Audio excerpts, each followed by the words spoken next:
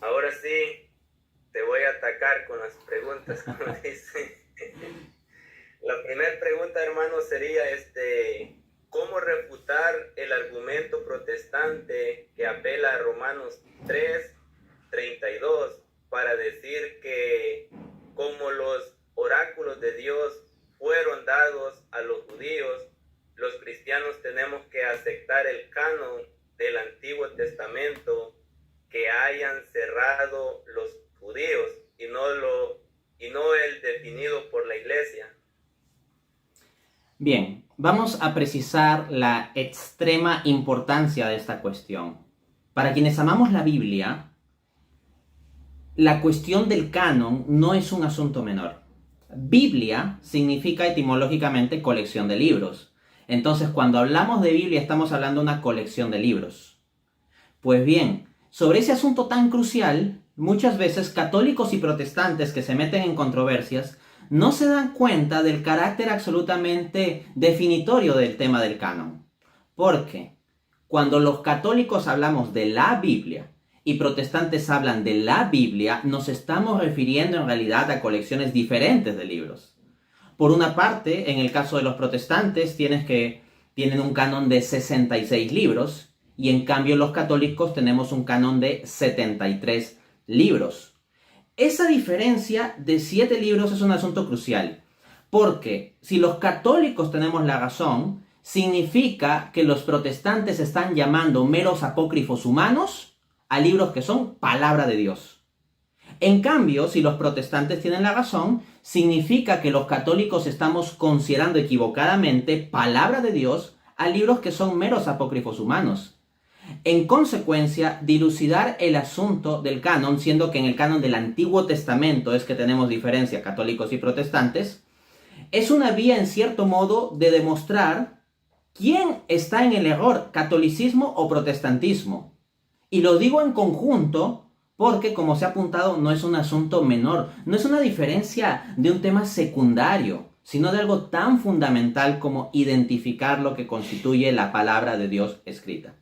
En ese contexto, pues los protestantes suelen apelar mucho a los judíos y dicen: nosotros hoy en día rechazamos los 7 libros deuterocanónicos, ellos le llaman apócrifos, ¿no?, que tienen los católicos en sus Biblias, porque los judíos los rechazaron y los judíos nunca tuvieron esos libros en el canon. Y apelan como autoridad entonces no a la iglesia, no a las definiciones que la iglesia hizo sobre el canon, la iglesia cristiana, sino ellos terminan apelando como autoridad a los judíos. Y bíblicamente, para intentar fundamentar su postura, suelen señalar el texto de Romanos 3:2. De hecho, luego del debate que yo he sostenido sobre el canon del Antiguo Testamento, hay por ahí protestantes que en comentarios han salido a utilizar ese texto como diciendo: son los judíos los que tienen la potestad y el derecho de cerrar el canon del Antiguo Testamento y no la iglesia cristiana. Vamos entonces a desmenuzar este argumento, ya presentado en contexto. Comencemos con el texto. Romanos 3:2 dice: los oráculos de Dios fueron dados a los judíos.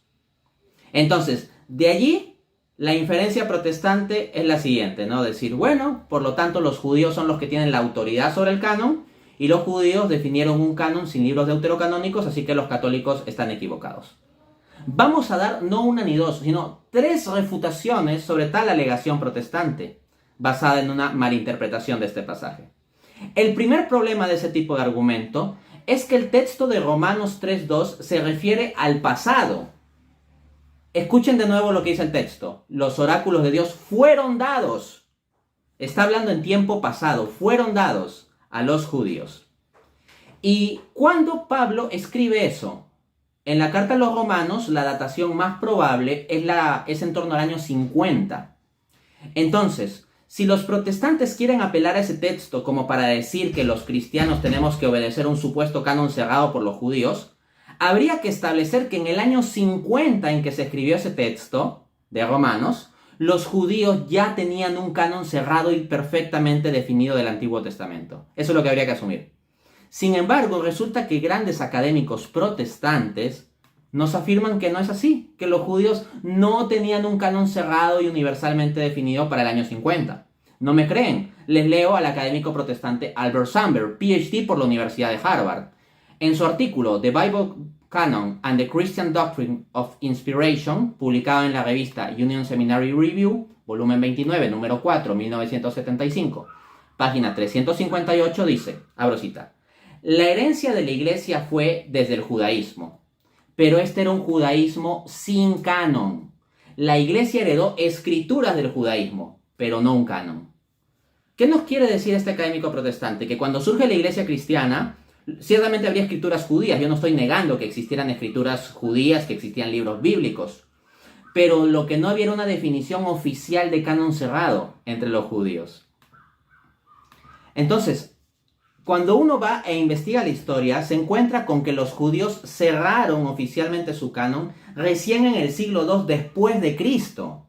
O sea, y después de que Pablo escriba el texto de Romanos 3:2. Y encima cerraron ese canon en un contexto anticristiano. Porque el judaísmo rabínico del siglo II despreció los libros deuterocanónicos que tenemos los católicos en nuestras Biblias con exactamente el mismo desprecio que tenían los evangelios. Se los demuestro. Dice en la fuente judía Tosefat Yadayim 2.13, los evangelios y los libros de los herejes no contaminan las manos. El libro de Ben Sirá y todos los escritos luego no contaminan las manos. Le voy a explicar lo que significa ese pasaje. Cuando dice los herejes, se refiere a los cristianos. O sea, los judíos no veían a los cristianos, esos judíos rabínicos del siglo II, que veían el asunto del canon, no veían a los cristianos como unos herejes, como una secta que se había desviado. Y cuando dice el libro de Ben Sirá, como uno rechazado, así como son rechazados los evangelios, que son los libros pues de los cristianos a los que nos llaman herejes en ese texto, el libro de Ben Sirá es el libro de eclesiástico, o sea, el libro deuterocanónico que tenemos los católicos en nuestras Biblias y que no tienen los protestantes. Y cuando dice los escritos luego, pues se refiere a libros que vienen después, los cuales incluirían también deuterocanónicos, ¿no? Entonces vemos que si se va a apelar a los judíos, que los oráculos de Dios fueron supuestamente dados a los judíos y esos judíos tienen derecho a definir el canon, bueno, esos judíos a los cristianos nos llamaban herejes y condenaron los evangelios. ¿Eso es tener los oráculos de Dios? ¿Eso es lo que quieren obedecer los protestantes? Siguiendo esa lógica, me parece muy problemático. El cierre judío del canon entonces se hizo en torno al siglo II por medio del rabí Akiva. Y este rabino se opuso a los deuterocanónicos por tener, en parte, una motivación desde un enfoque anticristiano.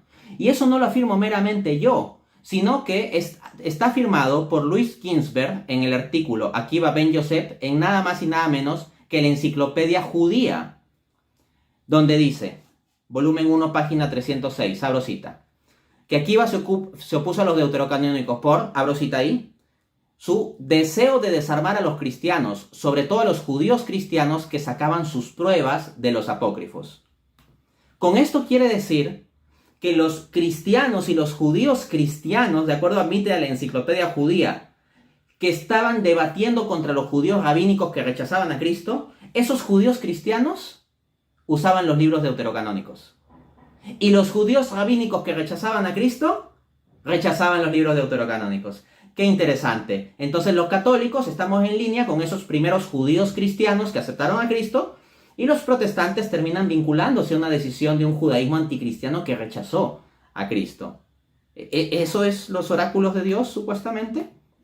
El segundo problema de este tipo de argumento es la cuestión de cuáles judíos. Cuando los protestantes apelan a Romanos 3.2 diciendo los oráculos de Dios fueron dados a los judíos, hay que preguntar cuáles judíos, porque habían muchos grupos de judíos.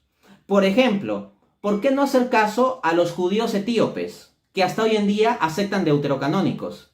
Efectivamente, los protestantes asumen que todos los judíos rechazan deuterocanónicos. No es cierto. Hasta el día de hoy los judíos etíopes, que son judíos, aceptan libros deuterocanónicos. Así nos lo informa el académico Brandon Wauck, PhD por la Universidad de Connecticut, en su artículo Ethiopian Biblical Canons and Apocrypha, donde dice, abro cita, existe amplia evidencia desde el periodo medieval hasta el presente de que los judíos beta de Israel, o sea los judíos etíopes, aceptan más libros dentro de su canon, incluyendo deuterocanónicos. Apunta. Asimismo hay que decir que dentro del judaísmo del siglo I, en el contexto de la carta a los romanos, habían diversos grupos de judíos. Habían saduceos, esenios y fariseos. Y como voy a pasar a mostrar más adelante, estos grupos tenían divergencias sobre el canon. Entonces, ¿a cuál de todos esos grupos le hacemos casos? ¿Cuál de todos esos grupos es el que tiene los oráculos de Dios para supuestamente definir el canon? Y con esto cierro. El tercer y último problema de la apelación protestante a Romanos 3.2 para dar la autoridad supuestamente a los judíos para cerrar el canon, es que están asumiendo que la frase oráculos de Dios significa la autoridad para cerrar el canon, o que ya tenían un canon cerrado. Pero ese supuesto es algo no probado. De hecho, el gigante académico protestante A.T. Robertson nos dice que el término oráculos de Dios en Romanos 3.2 se refiere más bien, abro cita, a los mandatos y promesas de Dios. Esto lo dice en su libro Word Pictures in the New Testament, editorial Broadman, Nashville, 1931, volumen 4, página 33. Entonces, de acuerdo con este gran académico protestante, no podemos asumir automáticamente que la frase que los judíos recibieron los oráculos de Dios significa que tenían derecho a cerrar el canon o que ya tenían un canon cerrado. Bien puede referirse simplemente a que los judíos recibieron promesas y mandamientos de Dios. Y ya está. Queda refutada pues la alegación. Gracias, hermano, por tu respuesta muy interesante y nos has dado datos muy específicos. Pasamos a la siguiente pregunta. La siguiente pregunta sería: ¿qué responder a aquellos protestantes que dicen que siendo que los fariseos, el grupo judío más importante de los tiempos de Jesús, los cristianos deberíamos aceptar el canon de ellos, el cual asumen como idéntico al canon del Antiguo Testamento protestante? Bien, buen punto. Hay algunos protestantes que de forma implícita admiten la derrota en términos de reconocer que había pluralidad sobre el asunto del canon en el judaísmo del siglo I, que los judíos no tenían un canon cerrado. Entonces, frente a su fracaso en no poder demostrar que los judíos del siglo I tenían un canon acordado o cerrado, entonces dicen, bueno, pero podemos apelar a los fariseos.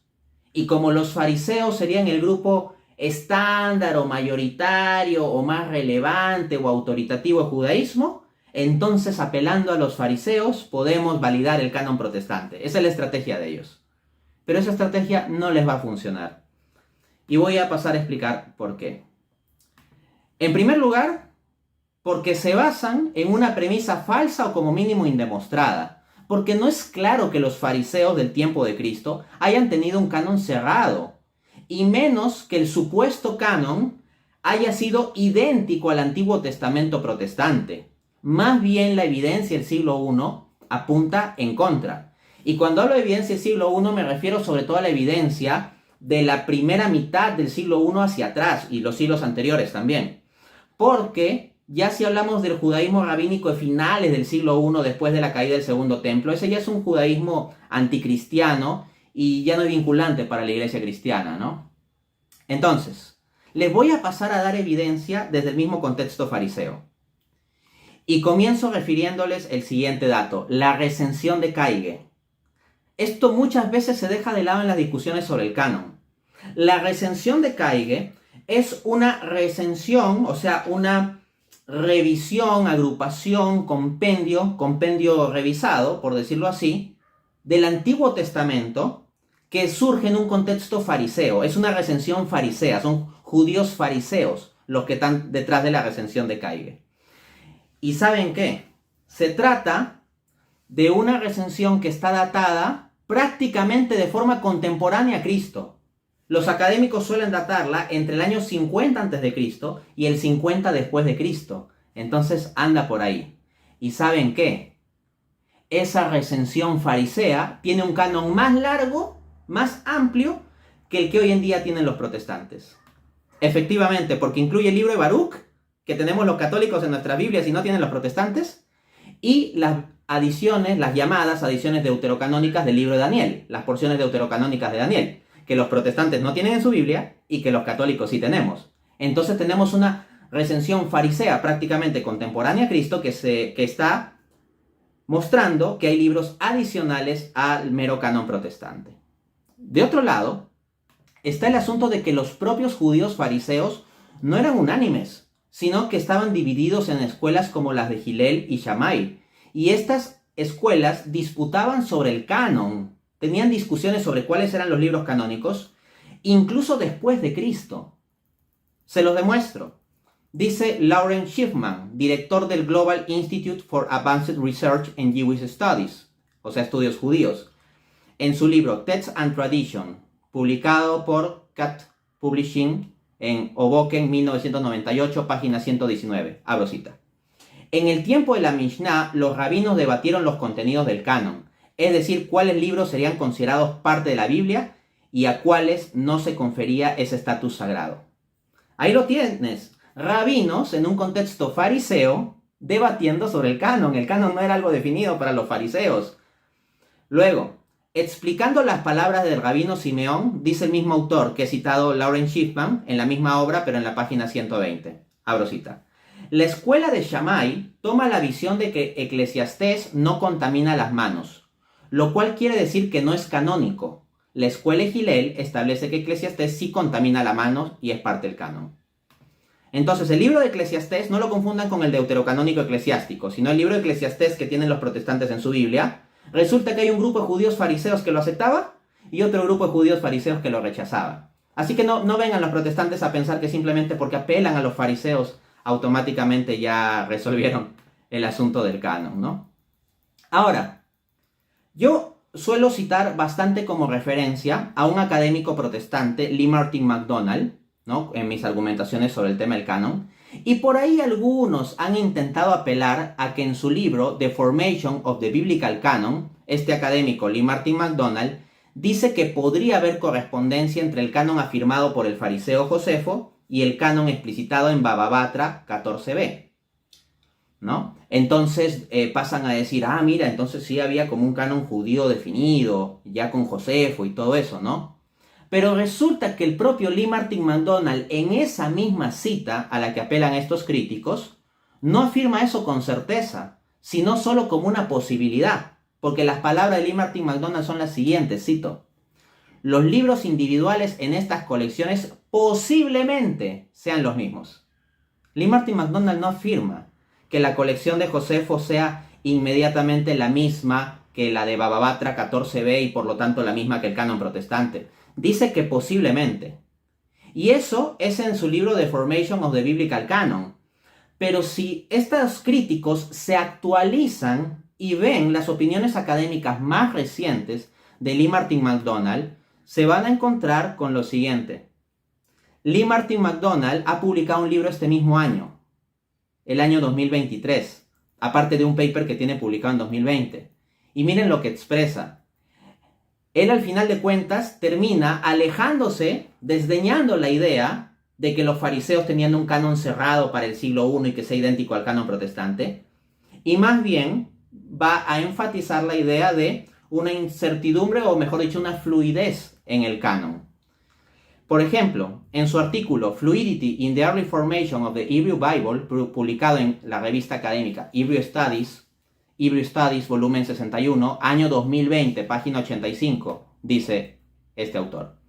Los escritos se convirtieron posteriormente en un canon más precisamente definido y ordenado de las escrituras autoritativas para los elementos sobrevivientes del judaísmo, principalmente judíos fariseos, en el siglo II después de Cristo. Noten, este académico protestante nos está diciendo entonces no que los fariseos tenían un canon perfectamente cerrado y definido en el mismo siglo I, sino que principalmente esos fariseos en el siglo II después de Cristo es recién que van a tener definidos la sección de los escritos. Asimismo, en su libro publicado este mismo año, 2023, Before There Was a Bible, editorial T&T Clark, London, 2023, capítulo 3, dice: algunos académicos sostienen que un canon bíblico fijo de las escrituras hebreas, las primeras escrituras de la Iglesia, estaba vigente entre los judíos mucho antes de la época de Jesús. Y unos pocos son lo suficientemente valientes como para argumentar que Jesús transmitió esta colección fija de escrituras hebreas a sus discípulos. Un canon bíblico, si se quiere, que era esencialmente el mismo que reconocían los fariseos. Y esa colección eran las primeras escrituras de los primeros cristianos que más tarde llamaron su canon del Antiguo Testamento.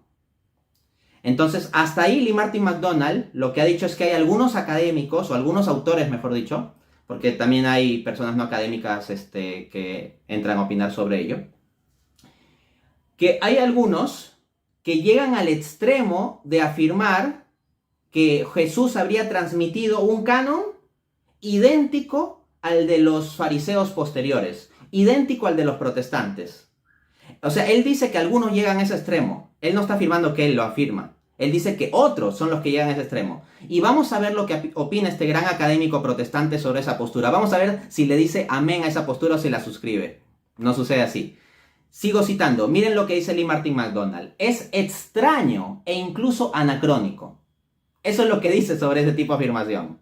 Entonces, si alguno quiere poner a Lee Martin McDonald como validando que había en el siglo I un canon fariseo equivalente al protestante, no. Y les sigo citando. Dice, en la actualidad no hay evidencia clara para fundamentar la afirmación de que Jesús tenía un canon bíblico fijo, es decir, una colección fija de escrituras sagradas. Al menos nadie ha podido decir con certeza qué contenía, a pesar de que se han planteado muchas conjeturas a lo largo de los años. A lo que se refiere el académico protestante aquí es que en la época de Jesús no había disponible un canon universalmente consensuado, ¿no? No que Jesús, como Dios omnisciente, no sepa cuáles son los libros inspirados, ¿no? Ese es otro asunto. Sino que históricamente no tenemos el elemento sociológico para reconstruir exactamente cuál era el canon de los judíos en época de Jesús, y más bien parece que toda la evidencia apunta a que había divergencia. Gracias, hermano, por esta respuesta también que nos has dado, muy excelente explicación, y pues ha quedado todo claro y nos has dado también datos importantes. Pasamos a la siguiente pregunta. ¿Qué responder a aquellos protestantes que dicen que no hay base para suponer que los saduceos solo aceptaban un canon compuesto por 5 libros, pentateucos, y que tal suposición ha sido y abandonada en círculos académicos? Sí, en un debate que yo tuve recientemente sobre el canon del Antiguo Testamento contra el teólogo protestante Néstor Díaz, lo pueden ver el debate disponible en mi canal de YouTube, yo refería precisamente que había divergencias entre los judíos del siglo I sobre el asunto del canon, y mencioné que los saduceos, los judíos saduceos, tenían pues una visión más restrictiva sobre el asunto del canon, al punto de que básicamente consideraban escritura sagrada el Pentateuco, es decir, los primeros 5 libros de la Biblia, lo que los judíos llaman la Torá, y punto. Y entonces por ahí han salido algunos a tratar como que, Dante Urbina es un ignorante que no está al tanto de que esa idea de que los saduceos tenían un canon reducido solo al Pentateuco ya ha sido abandonada en círculos académicos. Dante Urbina está repitiendo una idea trasnochada que hoy en día los académicos ya han dejado totalmente de lado. O sea, algunos salen a hablar en esos términos. Entonces, es curioso porque muchas veces se me trata a mí como ignorante, pero cuando se hace eso se pasa a realizar algunas afirmaciones que en realidad se puede terminar evidenciando que implican ignorancia respecto del mundo académico. Y voy a pasar a mostrarlo. Pero vamos en orden, y voy a ir desde más atrás hasta más adelante. Desde el mismo siglo I hasta los académicos actuales. Pero por supuesto lo voy a hacer rápido. En primer lugar, tenemos evidencia en el mismo Nuevo Testamento, en el siglo I, que apunta a que los judíos saduceos habrían tenido un canon restringido a que solo aceptaban el Pentateuco. Eso lo tenemos en Mateo 23:32, donde dice: Yo soy el Dios de Abraham, Isaac y Jacob. Éxodo 3:15. No Dios de muertos, sino de vivos. Eso responde Jesús. Si ustedes ven el contexto de ese pasaje, Jesús responde eso cuando está debatiendo contra los saduceos. Ahora bien, los saduceos le piden a Jesús que muestre el tema de la resurrección, porque resulta que los saduceos no creían en la resurrección de los muertos, como también se nos indica claramente en el Nuevo Testamento. El punto es que, por ejemplo, el libro de Daniel, que el propio Jesús conoce y referencia en otras ocasiones, explícitamente nos afirma la doctrina de la resurrección. En el libro de Daniel, de forma muy evidente, obvia, explícita, clara, se establece que los muertos resucitarán. Entonces, ¿qué hubiera sido lo más práctico para Jesús para refutar a los saduceos? Citarles el libro de Daniel. O sea, Jesús les habría citado el libro de Daniel, pero vemos que Jesús no les cita el libro de Daniel. Les cita el libro del Éxodo. Y con un pasaje en que hay que hacer una inferencia, porque el pasaje no es explícito, sino el pasaje simplemente nombra a Dios, el libro de Éxodo, como el Dios de Abraham, Isaac y Jacob. Y después Jesús hace la inferencia de que Dios es Dios de vivos y no de muertos. Entonces se infiere que tiene que haber resurrección y que hay una inmortalidad del alma, que los saduceos también tenían discrepancia sobre esa creencia. El hecho de que Jesús haya tenido que apelar al testimonio del libro de Éxodo que está en el Pentateuco en lugar del testimonio tan explícito del libro de Daniel o otros libros fuera del Pentateuco para probar la resurrección, es evidencia o es consonante al menos y se puede explicar mejor bajo el supuesto de que Jesús entendía que estos saduceos le hubieran rechazado otros libros y que tenía que en principio apelar al Pentateuco, así como yo en debates doctrinales con protestantes no apelo directamente a los deuterocanónicos, sino que apelo a los libros que ellos también aceptan en sus Biblias. Y no solo eso, tenemos el testimonio de Flavio Josefo, historiador judío del siglo I, que en su libro Antigüedades Judías, libro 18, capítulo 1, número 4, dice: los saduceos se limitan a la observancia de la Torá. La Torá son solo los 5 primeros libros de la Biblia. Ahora hay divergencias sobre cómo interpretar este pasaje Josefo, pero como voy a pasar a mostrar, hay académicos que lo interpretan en línea con la argumentación que yo he dado. Luego tenemos padres de la iglesia, y padres de la iglesia que conocieron a los judíos rabínicos, que estaban en contacto con ellos o en disputa con ellos. Por ejemplo, Orígenes, en su obra Contra Celso, libro 1, capítulo 49, dice: los saduceos solo reciben los libros de Moisés. Ese es el Pentateuco. Entonces tienes un padre de la iglesia de los primeros siglos testimoniándote que los saduceos solo aceptaban el Pentateuco, que es lo que afirmé en el debate y por ahí han salido algunos a llamarme ignorante por afirmar esto cuando tenemos evidencia temprana. Y no solo eso, sino también San Jerónimo. San Jerónimo, que tuvo contacto directo con rabinos judíos, en su comentario al Evangelio según San Mateo, libro 3, comentando Mateo 22 del 31 al 32, dice: Jesús podía haber usado otros ejemplos mucho más claros para probar la verdad de la resurrección. Por ejemplo está el siguiente: los muertos resucitarán, los que están en sus tumbas se levantarán, Isaías 26, 19. En consecuencia, la gente se pregunta, ¿por qué el Señor ha querido dar a luz con este testimonio? Yo soy el Dios de Abraham, Isaac y Jacob, Mateo 22, 32. Este pasaje parece ambiguo y no suficientemente al punto sobre la verdad de la resurrección. Pero más arriba dijimos que los saduceos recibieron solo los 5 libros de Moisés y rechazaron las predicciones de los profetas. Habría sido una tontería entonces presentar testimonios cuya autoridad los saduceos no siguieron. El mismo argumento que yo he dado es lo que está explicando San Jerónimo, para que no me vengan con que estoy inventando una interpretación hoy en día de forma retrospectiva. No, ya San Jerónimo lo decía en el siglo IV, ¿no? Antes de que surjan protestantes a hacer este tipo de objeciones. Ahora, para cerrar la respuesta. Algunos, pero, insisten en decir, no, es que este Dante Urbina es un ignorante que no se da cuenta que ya el mundo académico ha descartado la idea de que los saduceos solo veían como canónico el Pentateuco.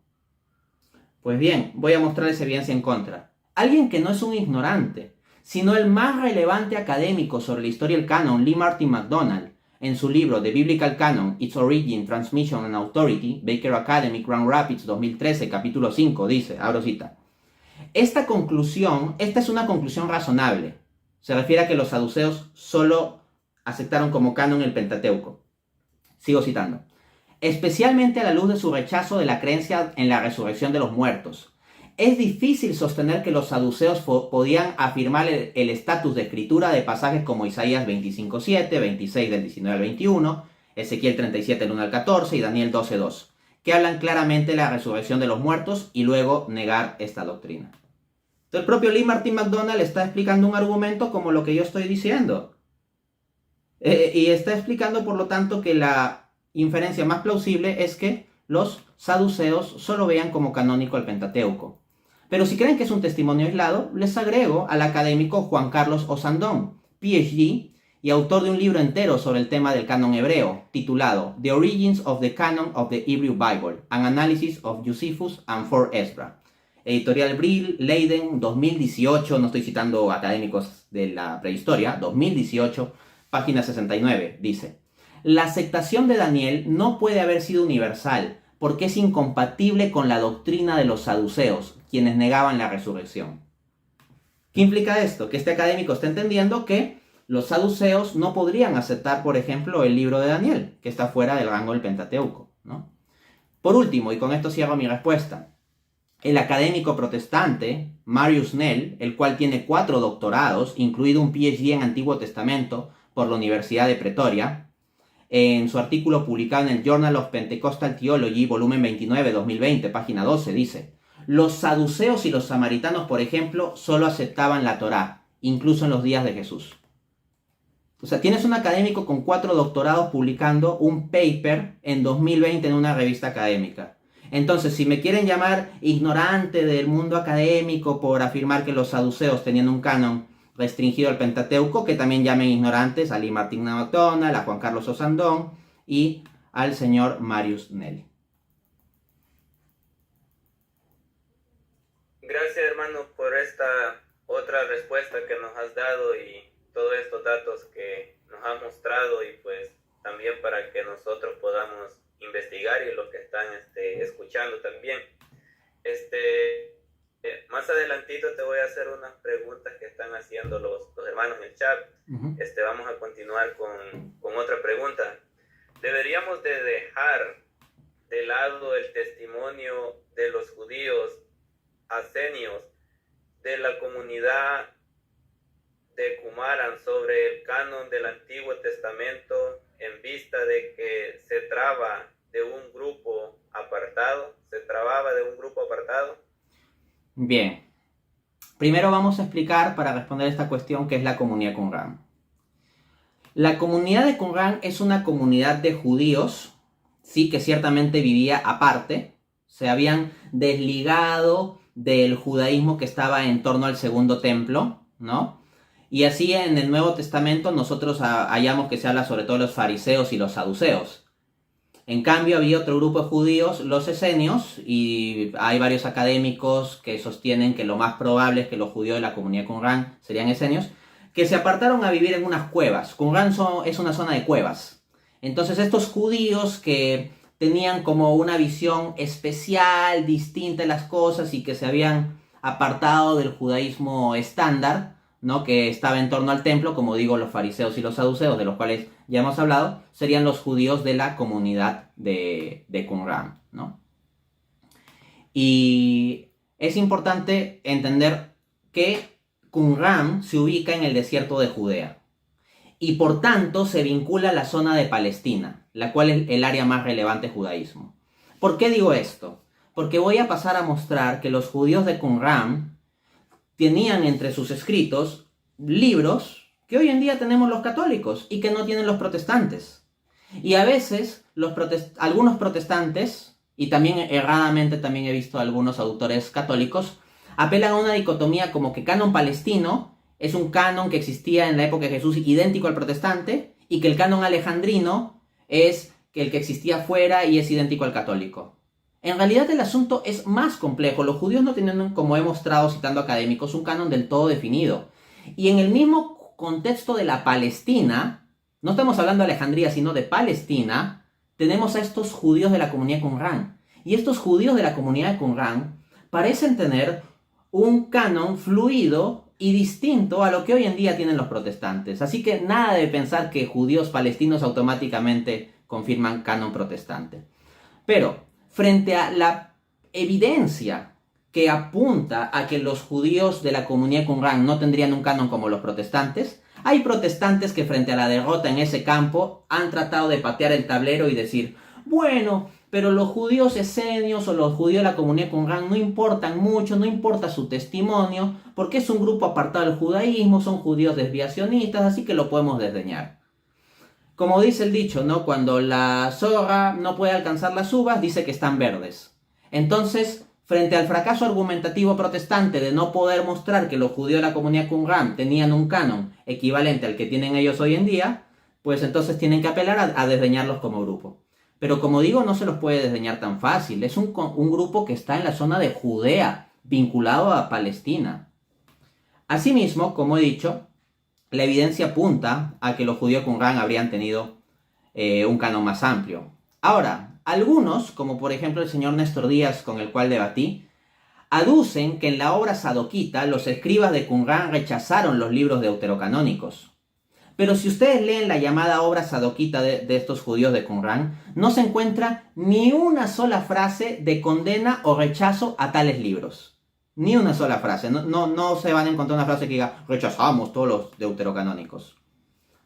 De hecho, en vista de esto, ellos en lugar de apuntar alguna cita específica de la obra sadoquita, suelen mencionar lo siguiente, ¿no? Que suele mencionar que se habría cuestionado la autoridad del libro apócrifo de Jubileos, que está presente en las cuevas de Qumran, y apelan normalmente como referencia al libro de F.F. Bruce, El Canon de la Escritura, editorial CLIE, Barcelona, 2002, página de la 39 a la 40, ¿no? Pero resulta que ese propio texto, al que suelen apelar como referencia, no dice nada de condena o cuestionamiento propiamente. Y más bien, hay académicos que han apelado a ese mismo texto, citado por Bruce, no como apuntando a cuestionamiento o rechazo al libro de Jubileos, sino como evidencia de que se le estaría dando sugerente aceptación. ¿Qué quiero decir con esto?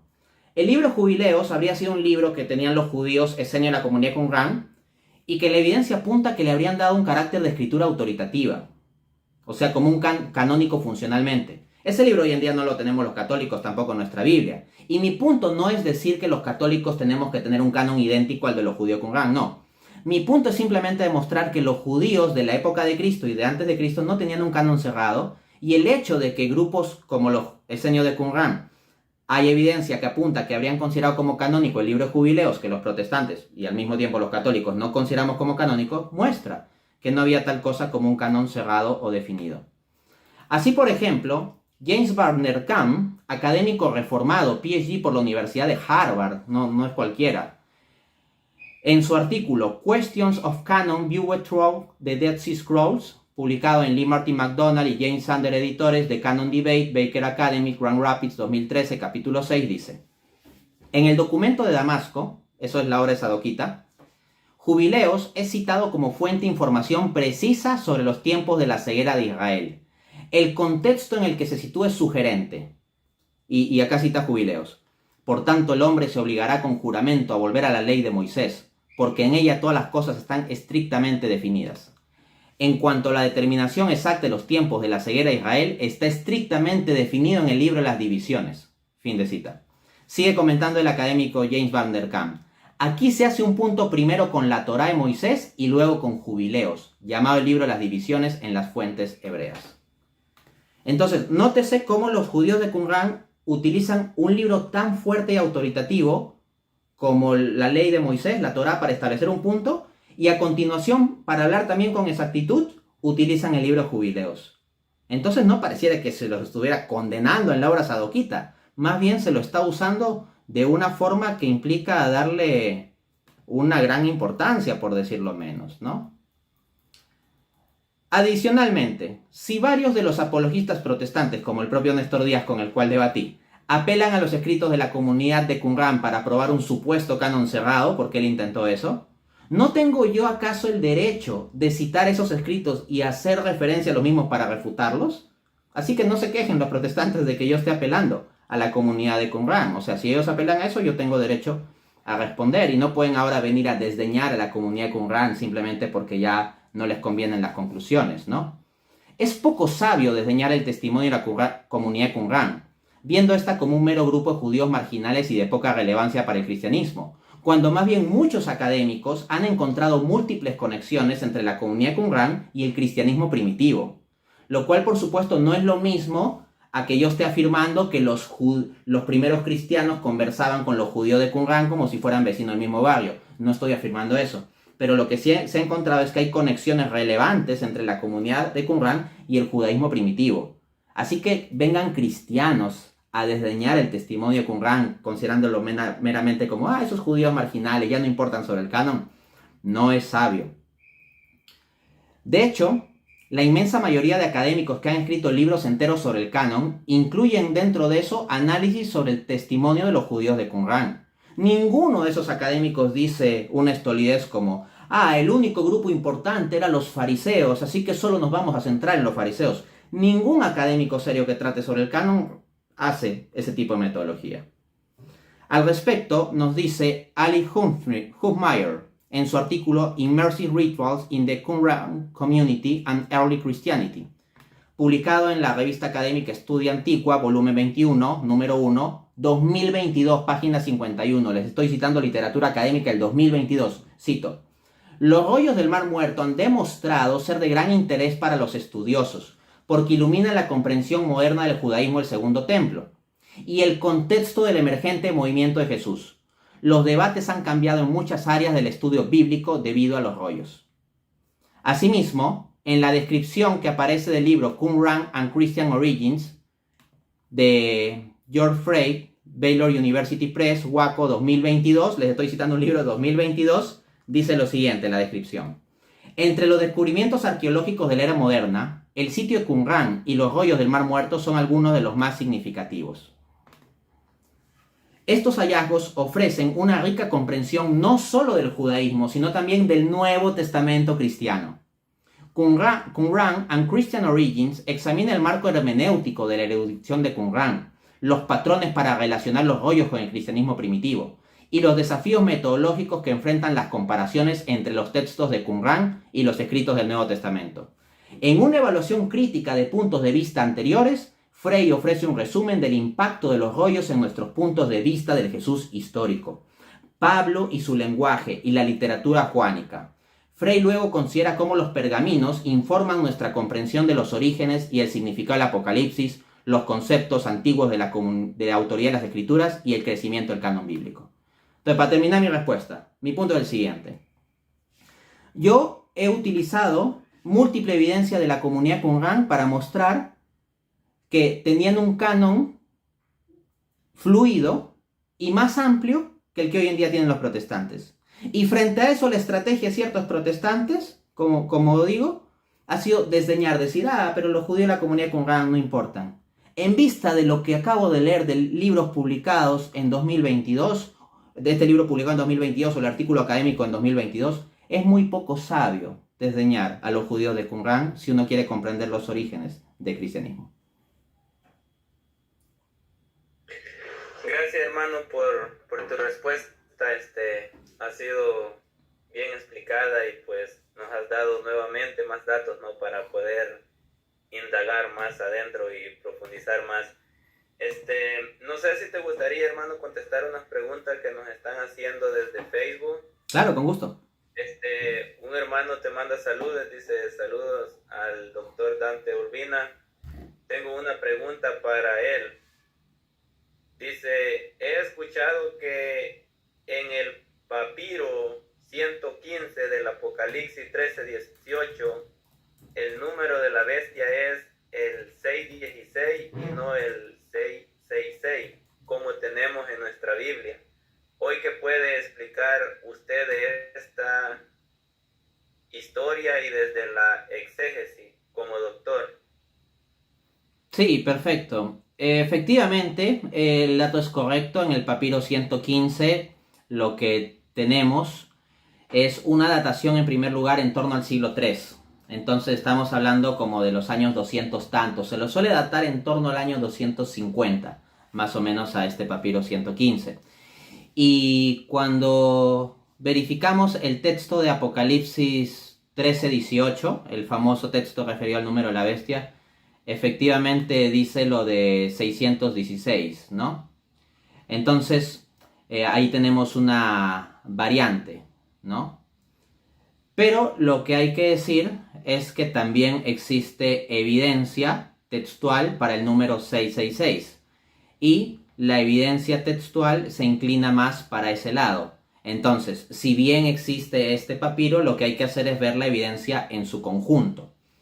Y al mismo tiempo el número 666 pues resulta en principio plausible si uno conoce el contexto judío, porque el número 6 se asocia a la imperfección en la numerología judía. Uno no tiene que ser un cabalista ni un supersticioso que crea en cosas supersticiosas raras para entender esto. O sea, los académicos que investigan estos asuntos investigan también el tema de la numerología judía. La numerología, en términos de que ciertos números quieran brindar o transmitir ciertos significados especiales, esa es una herramienta que se toma en cuenta en la exégesis, ¿no? Porque hay algunas personas desinformadas o despistadas que pueden pensar que la numerología es simplemente un asunto de superstición. No, los académicos bíblicos estudian estos temas. Y lo que se identifica es que bajo un contexto judío el número de la imperfección es el 6. Entonces, cuando hablamos de 666, se estaría hablando de algo sumamente imperfecto. Porque, de nuevo, uno no necesita ser un cabalista supersticioso ni nada de esas cosas para saber que para el contexto judío, cuando algo se repite 3 veces, es porque se le quiere dar particular énfasis. Así, por ejemplo, cuando se habla de Dios como santo, se dice santo, santo, santo en el Antiguo Testamento. Entonces, en vista de estas consideraciones, si bien existe, claro, algún manuscrito antiguo, como este caso el papiro 115, que tiene el número 616, el contexto judío con el uso del número 6 y lo que implicaría 666 hace más bien que este número sea más plausible, y también existen manuscritos varios con el número 666, ¿no? Gracias, hermano, excelente respuesta. También nos hace otra pregunta, otro hermano dice que los primeros libros del Génesis son mito o históricos. Según algunos teólogos dicen que son mitos. Es, en primera instancia, en los modos de escritura antigua, una falacia de falso dilema preguntarnos si son mito o historia. En el sentido siguiente: si nosotros pensamos mito como narración totalmente inventada, ficticia, no podríamos afirmar que Génesis sea un mito. O sea, Génesis tiene un carácter genuinamente histórico. Pero si por genuinamente histórico alguien está pensando que tiene que ser un reporte literal exacto, así como un periodista haciendo una crónica sobre una guerra, estaría equivocado.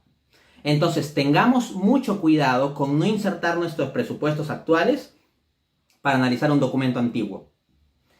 Entonces, vamos, en lugar de pedir o esperar que Génesis haga un reporte como si fuera un reporte científico de laboratorio o una crónica histórica escrita por un historiador profesional reportando una guerra en vivo y en directo, o de un periodista, en lugar de entrar con ese supuesto absurdo, preguntémonos cómo los antiguos narraban y enfocaban la historia.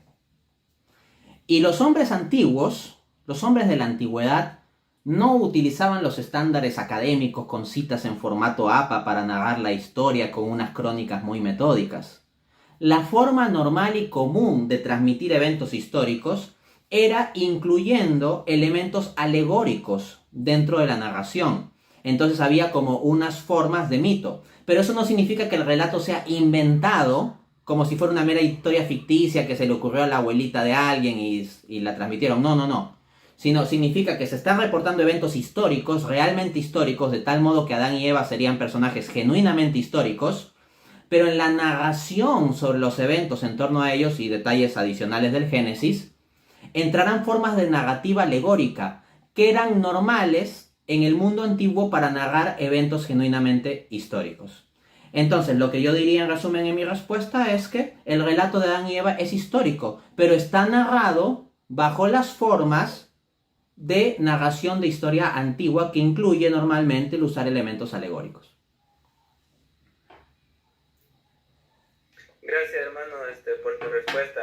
En la respuesta número 4, no sé si es que quiere hacer una pregunta a una hermana que dice, ¿habla de los manuscritos del Mar Muerto? O no sé si nos está diciendo que si nos puedes hablar un poco sobre los escritos del Mar Muerto. Sí. Gracias por la pregunta. Permite precisar la terminología. Y sí es bueno que no se queden con dudas. Estoy hablando de los manuscritos del Mar Muerto. O sea, Cuando hablamos de los judíos de Qumrán, de la comunidad Qumrán, a veces también se les llama la comunidad del Mar Muerto o los judíos del Mar Muerto. Entonces, todo lo que ustedes me han escuchado en decir en respuesta a esa pregunta de comunidad Qumrán es Mar Muerto. Entonces, cuando hablamos de los rollos de Qumrán, son los rollos del Mar Muerto o manuscritos del Mar Muerto. Así que sí, se trata de eso. Oh, ok. Bueno, estaba una pregunta, pero no creo que va relacionada con el tema, pero no sé si te gustaría responderla. Bueno, a ver. Ya aprovechándote que estás aquí, ¿no? Dice un hermano, me imagino que la pregunta es que cómo se puede probar la existencia de Dios de manera natural. Depende qué es lo que quiera entender por manera natural. Pero al menos el apóstol Pablo nos dice en Romanos 1 lo siguiente. A ver, déjeme ver el texto exacto. Viene del versículo 19 o 18. Ya. Dice de Romanos 1:18. Porque la ira de Dios se revela desde el cielo contra toda impiedad e injusticia de los hombres que detienen con injusticia la verdad. Luego en el versículo 19. Porque lo que de Dios se conoce les es manifiesto, pues Dios se reveló. Versículo 20. Porque las cosas invisibles de Él, su eterno poder y deidad, se han hecho claramente visibles desde la creación del mundo, siendo entendidas por medio de las cosas hechas, de modo que no tienen excusa. Fin de cita. Entonces, ¿qué está diciendo el apóstol Pablo? Que si nosotros vemos el mundo natural, cualquier ser humano, sea cristiano, judío, pagano, ve el mundo natural. De hecho, ahí Pablo está hablando sobre los paganos, que no tienen excusa.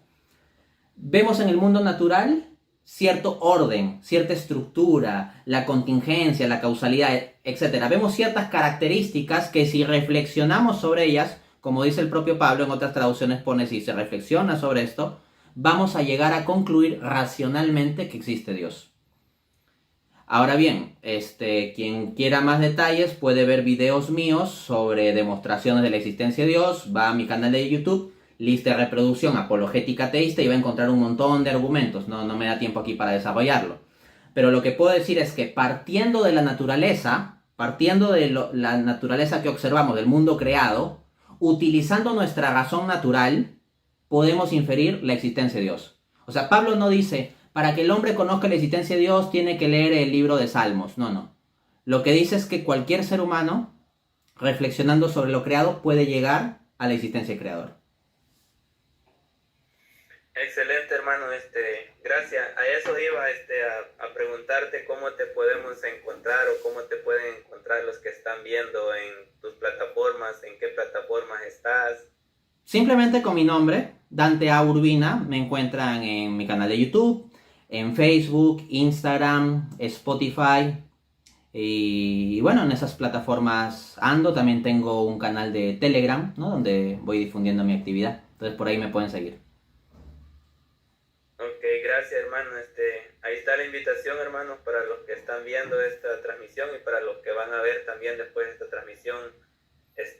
Si gustan suscribirse y darle seguimiento al hermano Dante Urbina, que nos ha venido a dar este grandioso tema de preguntas, ¿no? Y nos ha respondido a todas las preguntas que hemos hecho. Si alguien tiene alguna pregunta antes de irnos ya despidiendo, pues la puede hacer en estos momentos. Y pues darte gracias, hermano, también por haber tomado este tiempo y venir acá a compartir con cada uno de nosotros, y darle también gracias a Dios, ¿no?, que nos ha permitido este tiempo. Así es, toda la gloria sea para Dios. Dios es tan bueno, tan grande, que pues por medio de instrumentos muy pequeños y deficientes como nosotros, algo bueno hace el Señor, ¿no? Como dice una frase de la sabiduría popular, o sea, Dios sabe escribir derecho en renglones torcidos. Así es, y pues un saludo para todos los hermanos que han estado conectados desde la plataforma de Facebook, y para todos los que han estado también de la plataforma de YouTube. Gracias por estar en esta transmisión. Y dice un hermano, ¿puedo preguntar algo? Sí, ahorita es el momento ya, porque ya preguntó. ya llegó ya para finalizar. Pero hay una pregunta de un hermano que nos dice Dante, ¿qué entiende de Hebreo 10:15? Hebreos ¿Puede 10. dar una- A ver. Déjame abrir el texto. Hebreos 10:15. Y nos atestigua lo mismo el Espíritu Santo, porque después de haber dicho, bueno, eso es lo que dice Hebreos 10:15. Supongo que haga ver lo que sigue, más el 16. Este es el pacto que haré con ellos. Después de aquellos días, dice el Señor, pondré mis leyes en sus corazones y en sus mentes las escribiré. Bueno, como digo, Hebreos 10:15 no se entiende sin el versículo 16 porque va a introducir ese texto. ¿Qué es lo que esto implica? Que Dios inscribe su ley en nuestros corazones por su gracia. O sea, acá lo que nosotros tenemos es que cuando venimos al nuevo pacto, del cual nos habla el libro de Hebreos, se hace una conexión hermosa entre el antiguo pacto y el nuevo pacto, el contexto general de Hebreos. Bajo el nuevo pacto tenemos lo siguiente, que en el antiguo pacto Dios había prometido que nos iba a dar un nuevo corazón y un nuevo espíritu. Eso está en Ezequiel 36 del 26 al 27. Es una promesa. Y esa promesa se cumple en el nuevo pacto. Entonces nosotros, cuando somos incorporados al nuevo pacto por el bautismo y venimos a esta vida por la gracia, por la fe, el regalo de Dios que nos salva, etc., Dios nos da también un nuevo corazón, donde con ese nuevo corazón vamos a cumplir su ley de corazón. Entonces, Cristo, ¿qué ley dio? Porque hablamos de la ley de Cristo bajo el nuevo pacto. Juan 15:12. Ámense unos a otros como yo les he amado. Esa es la ley que hay que cumplir. Pero ¿cómo yo la cumplo? Yo, Dante Urbina, o sea, soy muy poca cosa y tengo muchas deficiencias en mi corazón como para poder cumplir esa ley. Pero con la infusión de la gracia, tenemos que puedo decir, como el apóstol Pablo en Gálatas 2:20, ya no soy yo quien vive, sino Cristo quien vive en mí. Y cuando Cristo vive en mí, ese Cristo que vive en mí, ama a los demás. Yo no tengo la fuerza por mí mismo, Dante Urbina, para amar a los demás como amó Cristo, pero Cristo me manda que haga eso. Pero cuando Cristo vive en mí, entonces ese Cristo que vive en mí, en mi corazón, puede hacer que yo ame a los demás como Él los ama. Entonces ese nuevo corazón en el contexto del nuevo pacto, es la gracia de Cristo.